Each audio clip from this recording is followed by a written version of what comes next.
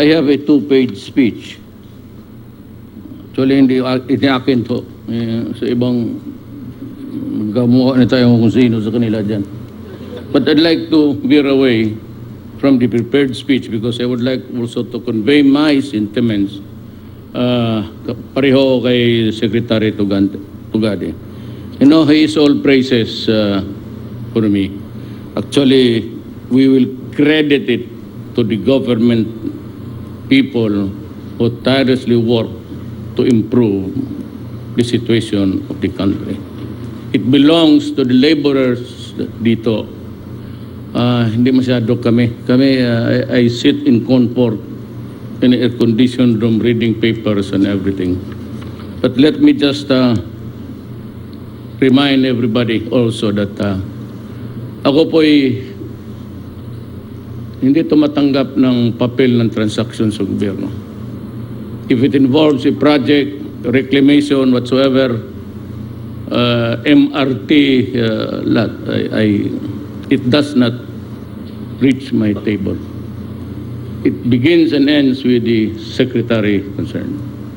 Pagka kay Major Dia, kanya yan. From the beginning to end. I only sign appointments and policy papers. I do not even touch because they do not reach, I said, my table at all. Talking of corruption, alam mo si Art, he's my classmate actually. He was the valedictorian. And at that time, he had his own business, struggling, but already to become a millionaire someday. Na-bilyonaryo nga. So for all of you, disabuse your mind about corruption in government, in at least dito sa executive department. Wala ho kami niyan. Just before I left my office, I signed a dismissal order yung Secretary General ng Housing. A certain milyar,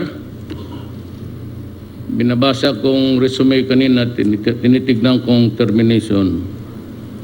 Ano what the deep shit the guy has created for him. He's valedictorian sa low class and everything. But I don't know. Somehow along the way, I've been with government as a public prosecutor, a fiscal, then as mayor for 23 years in that.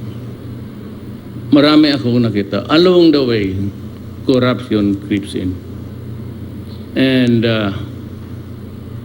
mahirap talaga, you know, when you are there, Secretary General, you have the power, you have the authority. You can do corruption. And it can corrupt you, give you a little, or it corrupts you absolutely. So power corrupts. And sometimes it is really, you want your money to go to your pocket almost every day. That's the sad story about this government, working for government. In some of them are here. In one instance, corruption was also brewing in the AFM Medical Center. Katapos-tapos ko lang arigluhin yung nayong Pilipino. It was also full of shit. Kasi walang bidding, wala lahat. In spite of my warning that hindi ko kayo palulusutin. And yet, I practically fire almost every month. The top echelons. I was busy attending to this corruption. Wala na akong ginawa. In one of the, I'll reveal it to you. Nandito man sila, iba, the officers are here. In one of the command conference for both the military and the police, I told them that I'm having a hard time. Akala ko I can depend on you guys, but you know, you seem to be also pulling the boat down. So if you want, I will offer my resignation today. If major commanders of the Air Force, Navy, Police, Army will stand up, that would be an indication that you want me to go and I will go. But frankly, I am having a hard time combating corruption. Please do not make it really very hard for me to do it. Yan ang talking about. Kayong mga negosyante, go ahead. All that I ask, I said, you can call Bingbong, Art, si Bongo, who by the way is running for senator. Please do not forget him. He's good. Bongo is, this is not a campaign, but yung Bongo na yan is actually a Batanggenyo. Yung mga tesoro sa, but migrant dyan sa Mindanao. His mother married a Chinese national. Pero he's good and he knows how to deal with, he would be an ideal critic. And I would say that he would win, he should only spare no one, including his former boss, because that is really expected of, yan ang hirap ako dyan. Hindi kayo tumunong. Sabi ko nga, sinipa ko yung papilang. Binigay ko sa kanya yung affidavit. Tapos, nagalit ako, sinipa ko. Pero yung papel, siya hindi. Kasi,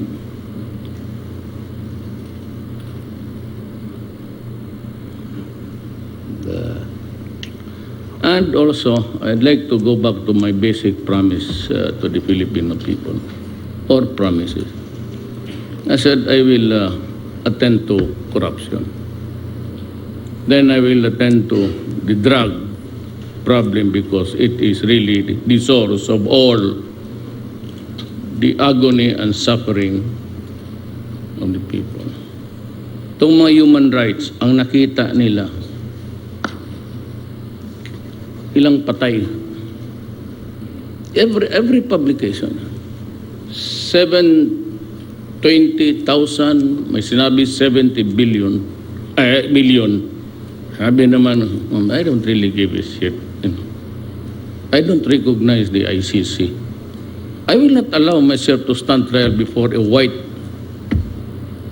monkey there. Who are you to?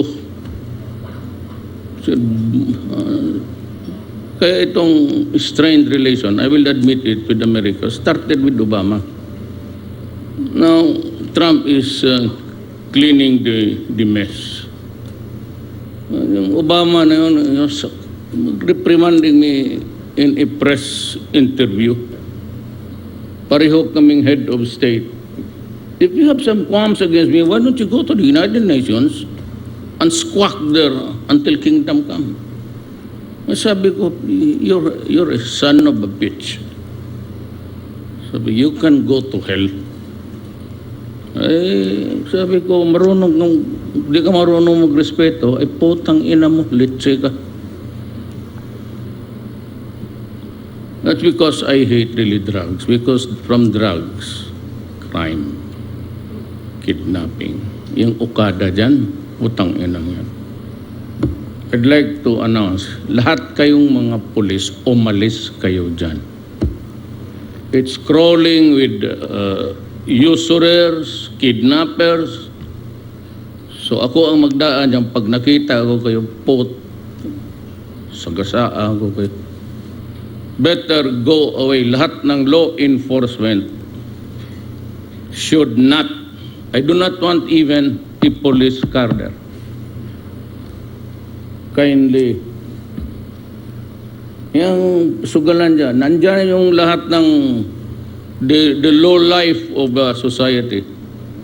Mag-kidnap dyan lang sa kwarto, then they start to negotiate. Pagkatapos pagbayad, maglabas sa kwarto, patayin ba yung tao? And what are the policemen doing there? What's your business then? If you violate my order, I will dismiss you from the service. That's an order. Because you are there to commit a crime. Kung wala kayong, you are not assigned there. Or I will assign the army to patrol. Which do you want? Magbarilan kayo o sumunod kayo? Tangina nyo, wala kang ginawa kung... And the drugs. If I lose my patience, I'll call the Rangers. Tangina, kayong magpatrolya dyan. Yan, sa galing ng Port Magsaysay. Mamili kayo. Either the military will do the patrolling there or you go out of that place there. I do not want to see any law enforcement guy there, either in uniform or in civilian clothes. Kung gusto ninyo magsugal, taki dito sa ano niyan, maghanap kayo ng maghantak kayo. Okay, do not fuck it there because you're making the problem more serious than I can handle. Do not make it hard for me. Totoo, wala kayong hiningi sa akin na hindi ko binigay. Lahat ngayon, arms, lahat, naibigay ko. I've been spending a lot. And sakyanan, bago, dublado ang sweldo. I take care when you die, even in it's just a sickness. Take care of your family, the expense of government. You better try to sort it out. Wala nang ginawa itong lugar na one more policeman there, an incident, and I will call the Rangers to come down and patrol the whole of Dewey Boulevard. I am not going to declare martial law. I'll just go ahead and what I want to do. By the way, then I said that, sabi ko nga, I will not fuck with the people's money. That's why I do not sign any document. Maghanap kayo ng dokumento ninyo kung may makita kayong endorsement from the office of the President. Wala. Kasi ayaw ko. Ayaw ko talaga. Kaya kung magmura ako, when I will say that corrupt ka, putang ina mo, hayop ka, wala kang may turo sa akin. Ever. Ni 5 sentimo. Transactional. Sabi nitong pagog na Alihano, siguro kayo. Pero when 23 years mayor, magturo kayo ng sinong negosyante dyan, nagsabi, naghingi ako baski piso. Kaya kakala mo siguro, Alihano, corrupt lahat ng tao sa mundo. Kayo, ngayong mga dreamers, pa-revolt ni Mutine, pagkatapos mag-surrender rin pala, tapos may muka ka magharap sa akin ng karo mo ikaw lang may honor? Kayo lang yan? Trillanes? Sinabi niya yung pagka-abogado, dilakad na raw ng tatay ko. Your father was 20 years dead when I became ill. Ikaw, Trillanes, ang nilakad ng tatay mo according to a PMA year. While everybody was there, exercising to death, you were enjoying the food of government sa opisina ng tatay mo, and your mother was into transaction. Yan ang transactional. Hindi kami. What have your business of your mother transacting with government? Salita kayo akala matapang, magdalo. Sino tinatakot ninyo? Tuloy sa galit ko, nakalimutan ko tuloy yung tao na I'll just say it again to the Executive Secretary Salvador Mideldia. The Transportation Secretary Arthur Tugade. Hindi naman kailangan kasi iyon man kaya itong project. the official and staff of International Container Terminal Services Incorporated, led by its chairman and President Enrique Rason. Ayan siya, pera man niya. Cavite Governor Jesus Remulla, walang pahirapan. No, one of the corruptions actually is on the lower level. Yung land conversion, yung permit, yung mga subdivision. So all you have to do is just to write me. Anyo would be happy to investigate. General Anyo used to be the, halos military yan sila lahat. Alam mo, baka nagkamali kayo na akala niyo nagpapalakas ako dyan sa police pati military. I was elected by the people. I wasn't elected by the military or the police. Ang police pati yung military may mandate yan sila. Iba-iba kami. I just happened to be in that office in Pasig, would call the shots. But ako, even in their appointments, dito sa civil pati military, I do not tinker with merit kung ano yung recommendation ng Board of Generals o yung sunod yan. I do not choose my, baski sinong assign mo sa akin. Matagal ako sa gobyerno. I will accept you. You're a worker. All I need is an honest and a competent guy. Wala na. Wala na yung civil service eligibility. Karami niya magdanakaw putang ina na first grade. Naging valedictorian, salutatorian, patuloy yung eligibility ng unggoy. I do not mess up with government. Then I said, I'll pursue that the fourth. I made just 5 promises, if you remember. I will talk to the enemies of the state. I did. And pag ganon-ganon sila, this Agkawili and Landuni would come here and talk to me. I said, why should I talk to you? You talk to Doresa and Belio. Si Belio, kay komunista talaga yan. Magkintindihan kayo. I'll talk to Season. Give me the final draft, and if I like it, I'll pass it on to the military and the police. Sabihin ko sa is this all right with you? Kasi kung hindi naman tanggapin ng military and police, ikudita ka naman. Anak ng waiting. So bagay, I'd be happy to go home. I offered to resign. And of course, we have to dream of the remaining days of my years. I will not allow my expectations go beyond the term. You can be very sure. On punto yan, on the last day. I'll just be formal about it. On the last day of my term, I will sans ceremony. Wala na yan turnover. Bukas, bakante na yan. Kung sinong may gusto, sige. Gusto ng chief of staff, dalhin mo yung military junta na lang para mas madali. Kaya sabi ko from now on, ayaw ko yung magbaba ako from foreign trip, uno-uno, sabi ko. That's why when I came back from Indonesia, sabi ko, yung commander lang ng Air Force dyan, tawag na TOG, tactical. Basta, kaya ako na, sabi ko nga, you do not have to do this, yung plak-plak.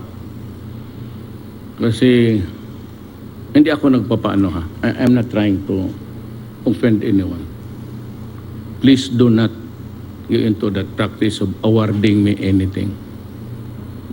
It is good as any other time to say it now, even when I was mayor. I do not accept awards. Why? Because my services are paid for by the Philippines. You need not give me undue recognition for doing my duty. So, para lang walang embarrass. Hindi naman award 'yon, plak.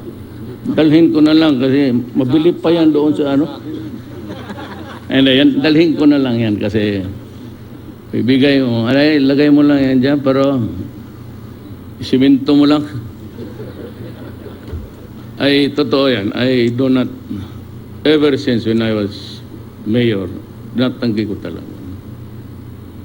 I do not accept awards. Yung Boracay, pag yung inauguration na, nalagay doon to si, nakita nitong Berna na to. Thank you, President Duterte. Salamat na po. Sabi ko, I will not go there ever. Tapos yung likod ng Boracay, because they were speculating that I will invite foreigners to do some gambling there, to fill up the order. Kaya yung likod, sabi ko, which is already expensive, niland reform ko, binigay ko sa lahat sa Aita. Inyo yan. Now it's worth millions. Do not sell it for 10 years. Leave it to your children. Someday, makahawak ang mga anak ninyo ng milyon. So lang lahat yung likod ng Boracay wala na. It's no good for expansion. No more commercial undertakings there. And there will be no gambling. You know why? Because the people do not want it. I am not imposing sabi mo, kapritsyoso ako, caprice. I talk to people. I call them, do you want gambling? Gambling sa taas ng Boracay, the drug problem was thriving. Tapos papasok na naman yung mga hold up, kidnap, pag-uwi ng mga turista. You're better off just swimming there until you die. Yun ang, that's how I protect my country. Medyo parang police na hindi naman police. Yung style style barangay captain. Yun naman kailangan mo niyan. And Cavite Governor Jesus Remulla, ay saludo ako sa iyo. Tansa City Mayor Yuri Pacumunyo. The other distinguished guests, wala mo akong kilala dito. Ladies and gentlemen, now may I just sandali naman to, take me about 2 minutes. Kawawa naman kasi yung taong they sometimes work overtime, they're kakamakinilya, trying to pick their brains out what to say. So they say, she said last night, the one who prepared, sino, ikaw? Thank you. Bigyan kita allowance ng dagdag. I thank the people of Cavite for your warm welcome. I am deeply honored to share this momentous occasion with you.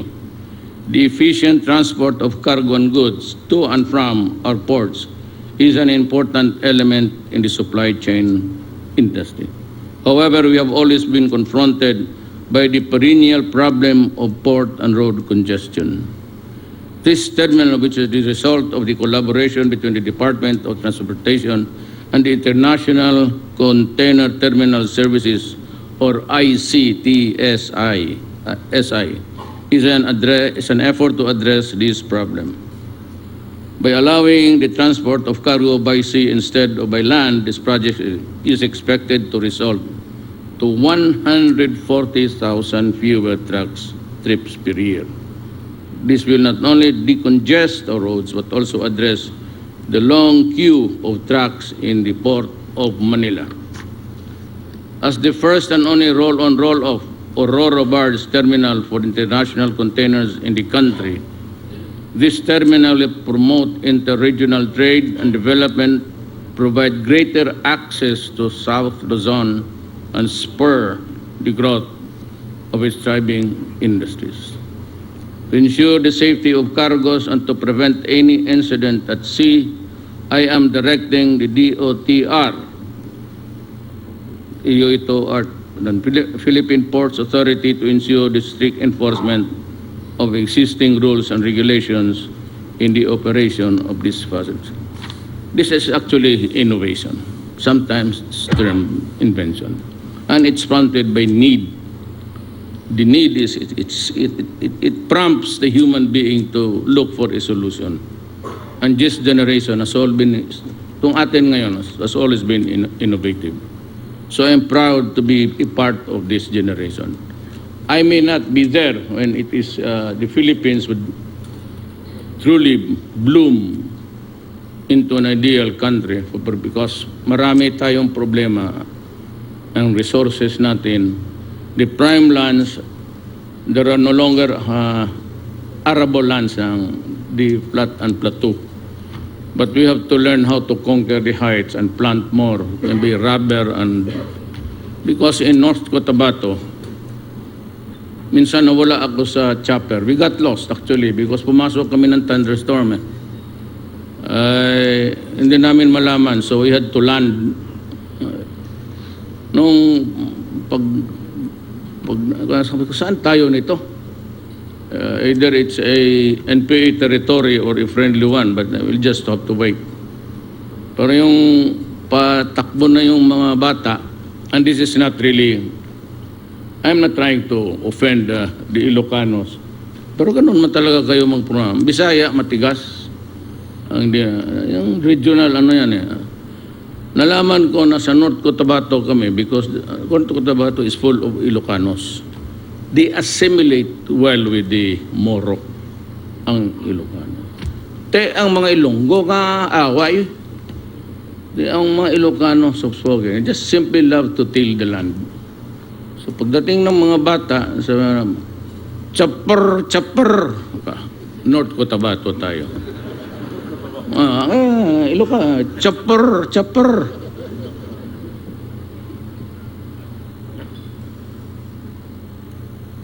I assure everyone in line with our Build program that this administration will continue to pursue the timely implementation of crucial projects that will uplift the lives of our countrymen. May this terminal, na-bless na to, sir. Na-bless na.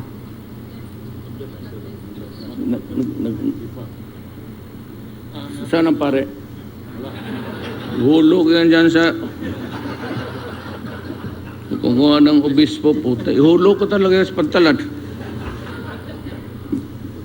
May this terminal will serve as a model for our similar port infrastructure projects across the country. Together, let us work hand in hand as we lay down the physical foundations of a better life for every Filipino. Thank you. You know, it is not true that I do not believe in God. Huwag kayong maniwala nga that is heresy. Ako po'y nakapag-aral naman ng konti sa... Na-expelled lang ako sa third year, pero most of my time, yan si Carlos Dominguez, kababata ko talaga yan, kapitbahay ko ba, talagang bright yan. Kindergarten pa, valedictorian yan. Yung kapitbahay niya ako, 75 lang. Nung pagka-third year, na-expelled pa putang. Tapos, without immodest about it, graduate naman ako ng Benedictines, San Beda. Pwede na walang Panginoong Diyos. Sinabi ko sa mga ugok bispo na yan, your God does not have common sense. My God has a lot of it. Kasi magkaiba ang perception natin sa Diyos ninyo pati yung Diyos ko. I do not believe in hell. Why would God create a human being only to throw him to hell? Is that not stupidity? Bakit mo magawa ka ng tao only to prepare a place for him to suffer? Anong klaseng Diyos yan? Neither is there heaven. Bakit? Discrimination? Ibig sabihin mo lang kasi nakapag-asawa ka na, dalawa. Ibig mo sabihin, hindi mo na ako papasukin kasi dalawa ang asawa ko, yung lang isa. Di mapapasok doon. Eh yung mga pare, may mga anak, pati obispo, tabla na. Buisit eh. Well, I'm going to talk, I'm ready to debate with you in public. You know, guys, do not overdo things because not all is right within the Catholic Church. You read it's a bestseller, popes with a plural.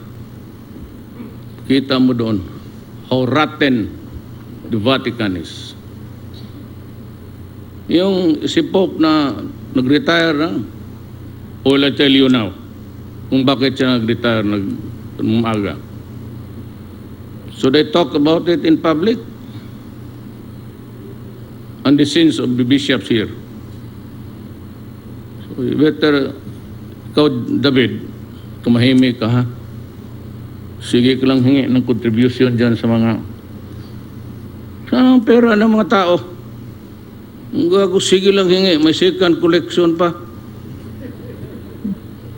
Tapos yung alam mo, totoo lang sabihin ko siya, yung mga offerings, yung mga pinya, mga bukado, saging, sana pupunta yan? Gusto niyo malaman? Gusto niyo ng video? Bigay ko sa inyo. Doon sa pamilya niya. Stop this practice of dapat mga pag-asawa na kayo. At humabol kayo sa akin, nakadalawang asawa ako, pati 4 na girlfriend. That is why I am suffering now. Thank you.